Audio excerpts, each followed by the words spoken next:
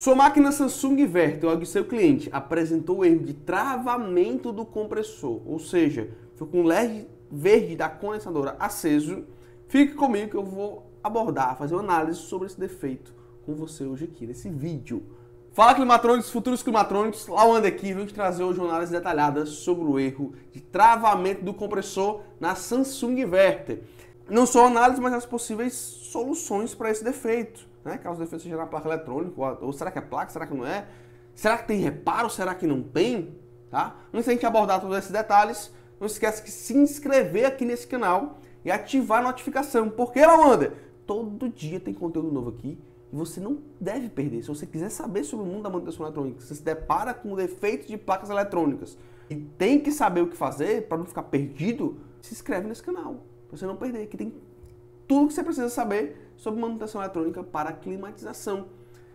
Então se inscreve nesse canal, ativa a notificação e não perde, beleza? Bora aqui, ó.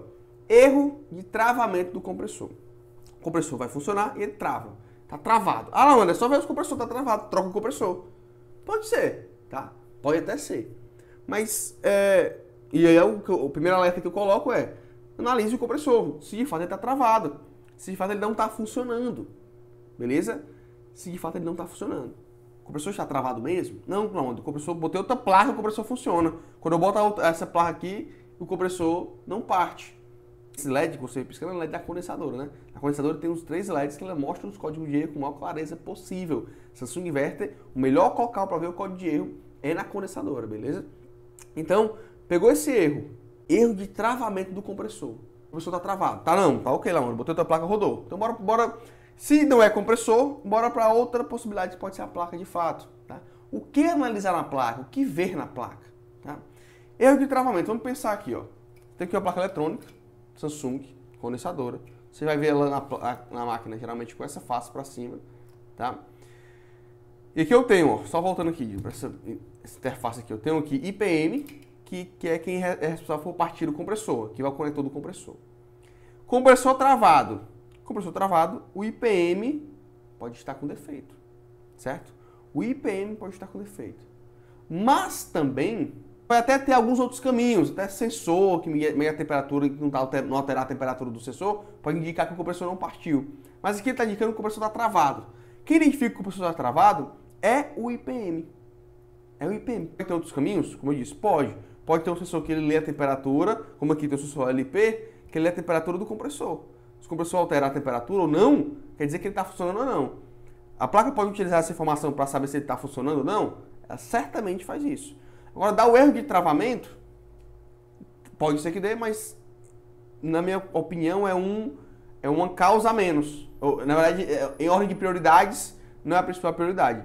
Quem é o principal componente que vai fazer essa leitura do compressor, que vai tentar partir o compressor e ver se a corrente dele está ok, porque como é que eu sei que o compressor está travado? Eu tento partir e ele não parte, ele está travado.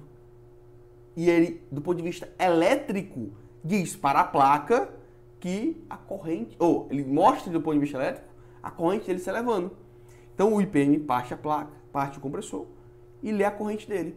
Se a corrente dele se elevar demais, quer dizer o quê? Que, putz, ou dá sobrecorrente, ou ele está travado, ele não está indo.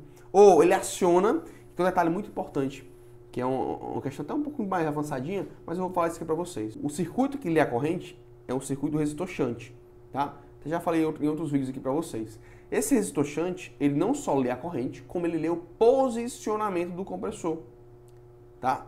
Ele lê o posicionamento do compressor. Então, se você pegar uma placa, e aí, na verdade, o IPM vai partir o compressor, ele tem que saber qual a posição que ele tem que energizar os IGBTs internos do IPM. Ele tem que saber qual a sequência certa de acionar o compressor. E quem diz essa sequência certa para ele, quem dá um feedback sobre a sequência correta que ele tem que acionar esse componente, né, que é o IPM, para fazer o compressor girar, é o resistor shunt. É através do resistor shunt que ele sabe não só a corrente, mas também o posicionamento do compressor. Tá? Esse posicionamento, se ele vai acionar e ele não vê esse posicionamento mudar, esse feedback não tem, ele vai entender o quê? Pô, mandei acionar, ele não rodou. Ele está travado. Então, pode ser IPM, pode ser resistor shunt. Um teste bem simples que você vai fazer no IPM, para saber se ele está bom ou não. E eu vou mostrar aqui os dois testes de maneira bem rápida para vocês.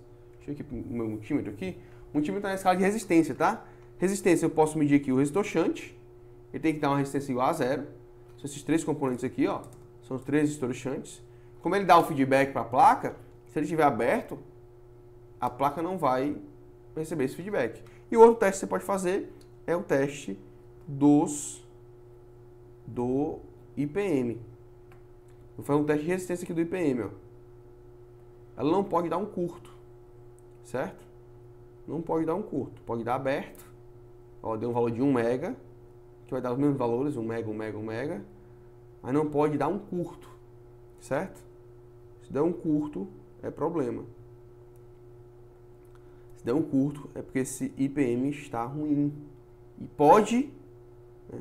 E detalhe, como o IPM é um circuito integrado, tá aqui, ó, todos os testes, os valores não deu nenhum curto, né? Nenhum está em curto, não pode dar curto aqui. E como é o IPM, o circuito IPM, tem um circuito integrado interno dele, pode ter algum componente interno dele com problema que você não vai conseguir medir aqui por fora. Infelizmente você não vai conseguir medir, tá? E aí é uma grande possibilidade de o defeito estar no IPM quando o compressor estiver travado e não for o compressor, beleza? Ficou claro aí? Então, ó, erro de compressor, erro de travamento do compressor, verifica o IPM, verifica também de quebra o resistor shunt, tá? São 2 componentes da placa, isso é, se for placa. Se for placa, verifica esses 2 componentes, que eu passei 2 testes bem simples e que você pode repetir aí, bem simples e práticos, que você pode repetir e que vai te dar uma clareza melhor sobre esse defeito, beleza? Deixa aqui nos comentários se tu pegou esse defeito e como foi que tu solucionou, se não solucionou, bota aí também. Cara, não consegui, fiz isso que tu falou e não deu certo ainda, o que pode ser a mais, a gente vai trocando ideias, porque em eletrônica entenda uma coisa, nem sempre o mesmo código de erro, na verdade o mesmo código de erro tem vários caminhos de soluções diferentes. Então nem sempre que eu estou te falando aqui pode ser a solução para o teu defeito, mas pode ser, tá? Pode ser e não pode ser, né? Mas tem as possibilidades, né? As possibilidades que podem causar esse defeito. E quando você entende das possibilidades, você consegue enxergar as possibilidades, você vai analisando um por uma. Eu não vou passar todas aqui para vocês.